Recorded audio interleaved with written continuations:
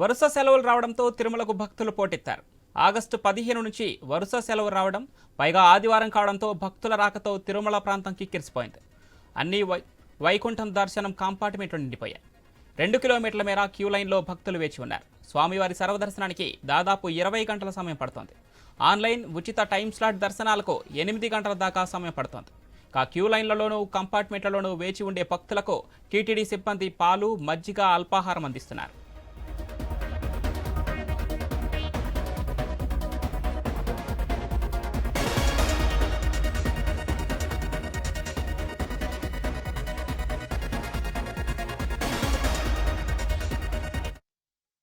వరుస సెలవులు రావడంతో తిరుమలకు భక్తులు పోటెత్తారు. ఆగస్టు 15 నుంచి వరుస సెలవులు రావడం, పైగా ఆదివారం కావడంతో భక్తుల రాకతో తిరుమల ప్రాంతం కిక్కిరిసిపోయింది.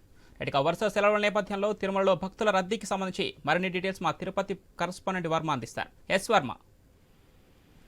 పవన్, గత 4 రోజులుగా వరుసగా సెలవులు కావడంతో నిన్న శనివారం మినహా మొన్న ఆగస్టు 15, అలాగే 16 వరలక్ష్మి వ్రతం, అలాగే ఇవాళ ఆదివారం కూడా కావడంతో కూడా పెద్ద సంఖ్యలో భక్తులు తిరుమలకు తమ ప్రయాణం పెట్టుకున్నారు.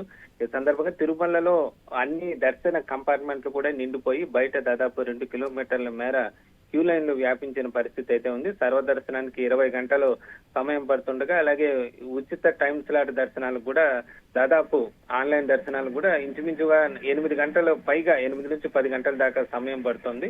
దీంతో క్యూ లైన్ లోను కంపార్ట్మెంట్ లో వేచి ఉండే భక్తులకు టీటీడీ సిబ్బంది పాలు, మజ్జిగ, అల్పాహారం, ఇతర ఏర్పాట్లు అయితే చేస్తున్న పరిస్థితి అయితే ఉంది. రేపటి వరకు కూడా ఇదే రద్దీ కొనసాగే అవకాశం ఉన్నట్లుగా కూడా తెలుస్తోంది. మరోవైపు శ్రావణ మాసం కూడా కావడంతో పెళ్లి ముహూర్తాలు కూడా ఉండడంతో తిరుమలలోని దాదాపు అన్ని అక్కడ మఠాలలోనూ ఇతర చోట్ల కూడా వివాహాలు కూడా పెద్ద సంఖ్యలో జరుగుతున్నాయి. దీంతో భక్తుల సంఖ్య మరింతగా పెరిగింది. దీంతో వసతి గదులు దొరకక కూడా అక్కడ వచ్చిన భక్తులు ఇబ్బందులు పడుతున్న పరిస్థితి అయితే ఉందని చెప్పొచ్చు. కేవలం గదుల కోసమే దాదాపు 6-7 గంటలు వేచి ఉండాల్సిన పరిస్థితి కూడా ప్రస్తుతం తిరుమలలో నెలకొన్న పరిస్థితి అయితే ఉందని చెప్పొచ్చు. దీంతో రద్దీ పెరగడంతో అటు ఈవో గాని, ఇటు అదనపు ఈవో కూడా దగ్గర ఉండి కూడా దర్శన ఏర్పాట్లను పర్యవేక్షిస్తున్న పరిస్థితి అయితే ఉంది. నిన్న కూడా దీనికి సంబంధించి సిఆర్ఓ ఆఫీసు, ఇతర కేంద్రాల దగ్గర కూడా ఈవో, జేఈఓ కూడా తనిఖీలు చేసిన పరిస్థితి అయితే ఉందని చెప్పొచ్చు. మొత్తం మీద ఈ రోజు కూడా ఇదే రద్దీ కొనసాగే అవకాశం ఉన్నట్లుగా తెలుస్తుంది. రేపటికి కొంచెం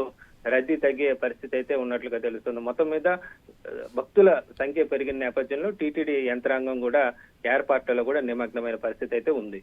పవన్.